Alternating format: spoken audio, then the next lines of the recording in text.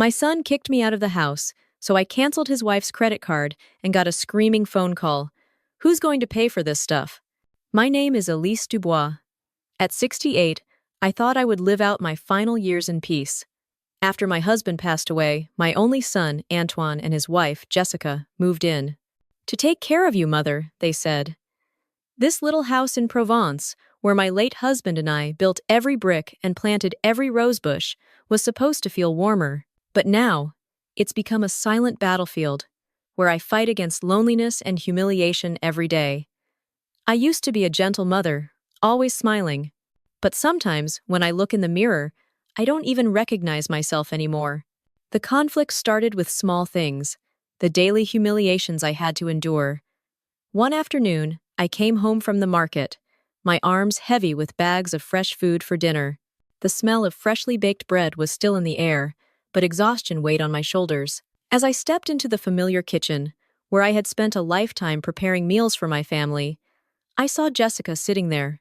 She had her long, slender legs propped up on the antique oak table my father had left me, a keepsake I had always cherished. Her bare, shoeless feet were placed directly on the polished wood surface.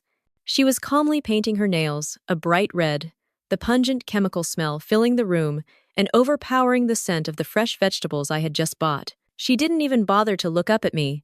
She just spoke in a falsely sweet tone, but her words were as sharp as a knife, full of contempt and command. "Mom, would you prepare dinner for Jessica? You know, I'm a little tired today." I stood there, in my own kitchen, feeling my bones ache after a long day. I looked at my calloused hands, fingers that had worked hard my whole life, and then at her perfectly manicured fingers, without a single callus. The contrast was like a knife to my mind. I didn't say anything. I just quietly lowered my head, placed the heavy bags of groceries on the cold floor, and began the work of an unpaid servant in my own home. The clatter of the knife and cutting board echoed, mixing with the silence and the unpleasant smell of nail polish. Today's dish was a stew that Antoine loved, but I knew it would never taste the same. That evening, the stew that Antoine used to love now tasted bland. I ate in silence, trying to ignore Jessica's annoyed glances. Afterward, I cleared the table and washed the dishes like a machine. When I walked into the living room, I saw Antoine and Jessica already sitting there, watching television. The television was on a bit loud, as if intentionally trying to drown out all other sounds. "My love," Jessica said softly, but I knew she wanted me to hear. "I can't take it anymore. I know she's old, but I can't stand an old woman meddling in our private lives. I have no privacy. I'll go crazy if this continues." Antoine, the son I had sacrificed my whole life to raise, turned to look at me. I saw a fleeting hesitation in his eyes, a reflection of the little boy he used to be, but it disappeared, replaced by an expression of annoyance and weariness. He had made his choice. "Mother," he said, his voice low, "you have to understand. Jessica needs her own space. We need our privacy as a couple. If you don't accept—" He left the sentence unfinished, but his look didn't. He stared straight at me, and I understood exactly what he meant. If I didn't accept their arrangement, I would have to leave. Jessica gave a small, triumphant smile. I looked at my son's unfamiliar face. I didn't argue. I didn't beg. Tears were now a luxury. I just gave a slight, calm smile, a smile that I knew would haunt them for a very long time. I stood up without saying a word. I walked into my bedroom, the room I had slept in for 30 years. I picked up my old handbag, the only thing that was still truly mine. I didn't take any other belongings. All the mementos, all the photos I left behind. They no longer meant anything when the soul of the house had died. I returned to the living room. Antoine and Jessica looked at me in surprise. "Where are you going?" Antoine asked, his voice a bit confused. I didn't answer. I walked past them and out the front door. "Mother!" Antoine called after me, his voice starting to sound panicked. "Where are you going? You can't just leave. You have nowhere to go." I didn't turn back. I walked out of the house I had poured my heart and soul into, the house that had now become a cage. I walked out of their lives and straight into the darkness of the night. I just kept walking aimlessly in the cold night of Provence, letting the last of my tears dry on my cheeks. Finally, I found a small inn on the edge of town, a place with a warm yellow light spilling from its windows. I rented a room. The room was very small, the furniture was old, and it smelled musty. The iron bed creaked when I sat down. But when I closed the door behind me and locked the bolt, for the first time in months, I felt like I could breathe. There were no judgmental looks, no commanding words. It was just me and the four walls. The next morning, I woke up to the first sunlight streaming through the single window. I sat by the window, looking out at a small bare vineyard, the gnarled vines reaching toward the blue sky. This place wasn't luxurious, but it was mine. The silence here wasn't the silence of solitude, but of peace, a peace that I had lost a long time ago. And in that peace, I began to act. I took out my old phone and called the bank, where my husband and I had deposited our money for so many years, where the fruit of our life's work was kept. "Hello, my name is Elise Dubois," I said, my voice no longer trembling, but clear and decisive. "I want to cancel all monthly automatic transfers to the account of Antoine Dubois, account number." "Ma'am." "I understand," the teller on the other end of the line said. "Next," I continued, "I want to immediately freeze the supplementary credit card in the name of Jessica Dubois." With each request, each command, I felt like I was removing a chain, the invisible chains of dependence and exploited kindness that had bound me for so long. And then the chaos began. My phone started ringing non-stop. First were the messages from Antoine, just a few hours later. "Mom, Jessica's credit card is locked. Is there a mistake? Where are you?" I didn't reply. A few minutes later, a call came. I didn't pick up. My voicemail quickly filled with messages. Antoine's voice was pleading and worried. "Mom, where are you? What are you doing? You can't do this. Do you know how we're going to live?" Then it was Jessica's turn. She didn't plead. She screamed into the phone, her voice shrill and full of hatred. "You crazy old woman! What do you think you're doing? You can't do that! Our rent, our living expenses, my shopping money. Who's going to pay for that stuff?" I remained silent. I just sat there by the window, calmly looking out at the vineyard. I let them fall into the chaos they had created for themselves. They had grown used to living off my hard work. Now, with the supply cut off, they finally realized how helpless they truly were. Their play had ended. Now, it was time for my own play to begin. Several weeks passed. The chaos from Antoine and Jessica's calls and messages also gradually quieted down. Perhaps they had realized that pleading or threats were useless. I started to get used to my new life. One morning, I went for a walk and stopped by the old bakery in the town center, a place my husband and I used to frequent. As I was choosing a pastry, a familiar voice spoke up. "Elise, is that you?" It was Madame Celeste, my old friend, the bakery owner. She looked at me, both surprised and worried. "My goodness, Elise, I heard you moved out. You look so thin." We sat at a small table. After a few questions, Celeste suddenly lowered her voice, looking around as if she was afraid someone might hear. She hesitated for a moment, then said, "Elise, there's something. I've been holding it in for a long time. I don't know if I should say it, but now." "Just tell me, Celeste," I said, feeling a sense of unease. "Do you remember the night your husband, Monsieur Dubois, had the car accident?" she began. I nodded, my heart tightening. That night, she continued in a whisper. "My nephew, he works at the pub near that bend, said he saw that girl." "What girl?" I asked. "Jessica," Madame Celeste replied. "Antoine's wife now. At that time, she wasn't his wife. Just a young girl who used to hang around the pub where Antoine was working part-time for money for his studies." I was stunned. My nephew said he saw Jessica very close to the accident scene, just a moment before it happened, Madame Celeste said. Her eyes filled with concern. At the time, no one thought much of it. But later, when she quickly became Antoine's girlfriend and then his wife, people started to whisper. There were rumors that she tampered with your husband's car, that she damaged the brakes. But no one had any evidence, so no one dared to say anything. I sat motionless on the chair in the bakery. The smell of freshly baked bread around me seemed to disappear. My blood seemed to freeze. Jessica, at the scene. On that fateful night, a series of images rushed back to my mind. The image of Jessica coming to my house for the first time, a few weeks after the funeral, with Antoine. Her eyes then, full of perfect, false compassion and sympathy. The image of her slowly entering Antoine's life, and then mine, becoming an indispensable part of the family. It wasn't a coincidence after all. It wasn't fate.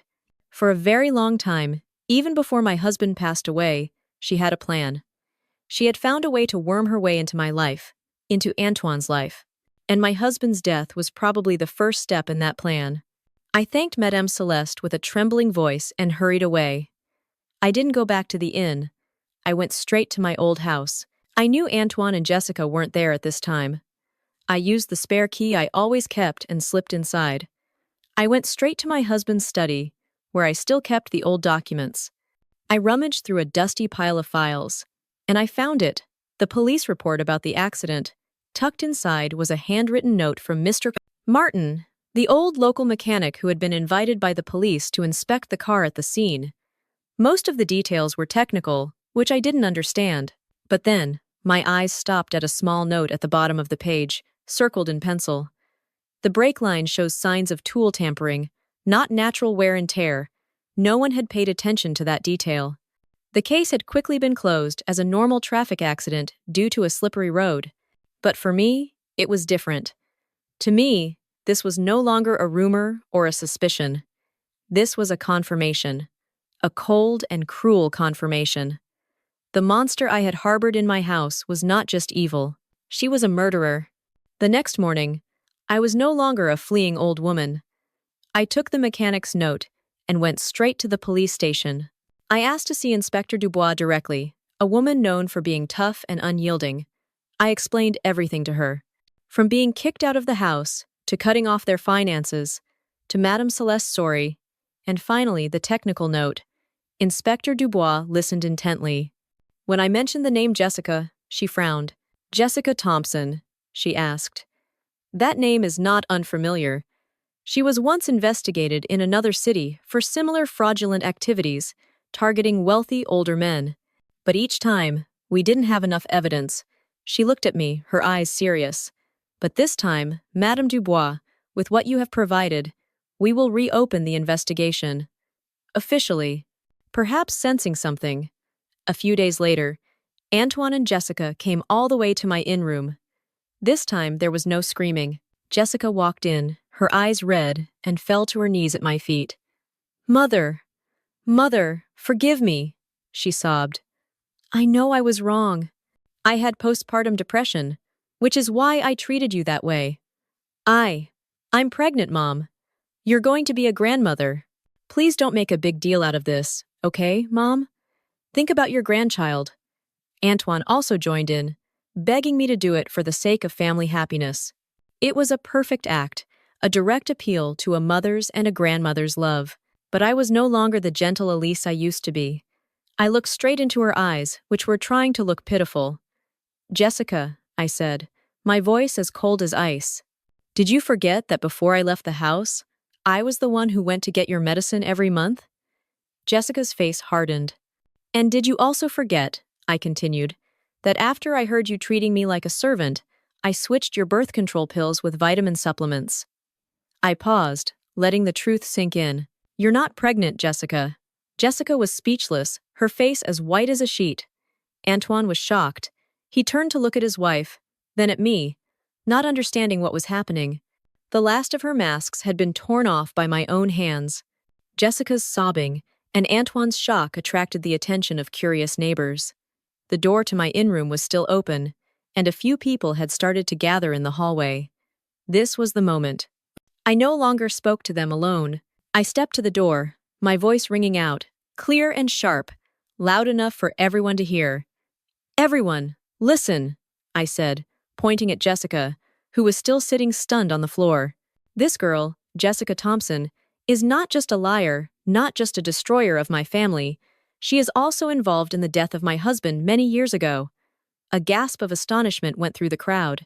Antoine looked at me, as if I had gone insane. What are you talking about? Jessica stammered. I'm talking about this technical note. I held up the mechanic's paper that says my husband's car brakes were tampered with. I'm talking about the witness's testimony who saw you at the scene that night, I continued, not giving them a chance to react. And I'm talking about your fraudulent activities in other cities. Just then, Inspector Dubois, who had been standing in a hidden corner all this time, stepped out. She stood right behind me, like a powerful affirmation. What Madame Dubois says is true, she declared, her voice serious. The police department has officially reopened the investigation into Monsieur Dubois' death, and Jessica Thompson is the main suspect. That was the final blow. Jessica had nothing left to say in her defense. She just sat there, trembling, her eyes wide with horror. A police officer walked over and handcuffed her on the spot. Antoine stood there, frozen, watching his wife being escorted away by the police. Then he turned to look at me, his eyes full of confusion, guilt, and a sense of collapse. It was as if he had just woken up from a long nightmare and realized that the monster in the dream had been right beside him all along. His world, built on Jessica's lies, had completely shattered. Jessica's trial was swift. With Madame Celeste's testimony, the mechanic's technical note, and her past history of fraudulent activities, the jury didn't take long to reach a verdict. Jessica faced a long prison sentence for manslaughter and fraud. Antoine was not prosecuted, but his life had also fallen apart. He lost his job. His reputation in this small town was ruined. And most painful of all, his trust had been completely shattered. He had lost everything, all because he had blindly trusted a monster. A few weeks after the trial, my lawyer informed me that, as a married couple, the house in Provence was still under our joint ownership. But I didn't go back. I couldn't. That house, which was once full of happy memories, was now tainted by betrayal and even blood. I decided I wouldn't take it back. Instead, I arranged to donate the entire house and land to a local charity, an organization that helps women who have lost everything, just like me. That house would no longer be a place of pain, but a sanctuary, a new beginning for others. It was the best way for me to honor my husband's memory. Many months passed. I still lived in my small inn-room, finding peace in simple things. I had thought I would never hear from Antoine again. But then, one afternoon, the postman brought a letter. I immediately recognized my son's messy handwriting on the envelope. My hand trembled slightly as I opened it. The letter wasn't long. It didn't ask for money. It didn't make excuses for his actions. It was simply an apology. "Mom," he wrote, "I don't know where to begin. I was blind. I let her fool me and believed her lies. I didn't just hurt you. I betrayed your trust, and I betrayed Dad's memory. I don't dare ask for your forgiveness. I just want you to know that every day I live with regret. I've lost everything, and I deserve it. But what hurts me the most is that I lost you. If you can give me a chance, just once, to see you again, to apologize in person, I want to mend what I have broken." I folded the letter, went outside to the porch, and looked at the vineyard in its harvesting season. I looked at the thorny rose bushes I had planted, the flowers still blooming bright red, strong and resilient. I had lost so much: a husband, a home, and almost a son. But I had also found myself again, found a strength I didn't know I had. I went back inside, sat down at the table, and took out a blank sheet of paper and a pen. I thought for a long time, and then began to write. "My son," I wrote, "I will come. But this time, we will start over. No more money, no more lies. Just the truth and respect. If you're ready for that, then I am too." I sealed the letter, feeling a sense of relief. The wound was still there, but perhaps it was time for it to start healing. A year later, I no longer lived in the small inn-room. I used some of my savings to buy another small house, also in Provence, with a garden large enough for me to plant my thorny rose bushes. My meeting with Antoine was not easy. There were awkward silences and tears of regret, but we were patient. We started over, little by little. He found a normal job, working as a carpenter, in a small workshop, a manual, honest job. He no longer chased luxurious dreams. He said that working with his own hands helped him find peace. On weekends, he often came to visit me. We didn't talk much about the past. Instead, We gardened together, fixed the fence, or simply sat in silence and drank tea. Antoine was learning to be a son again, and I was also learning to be a mother again.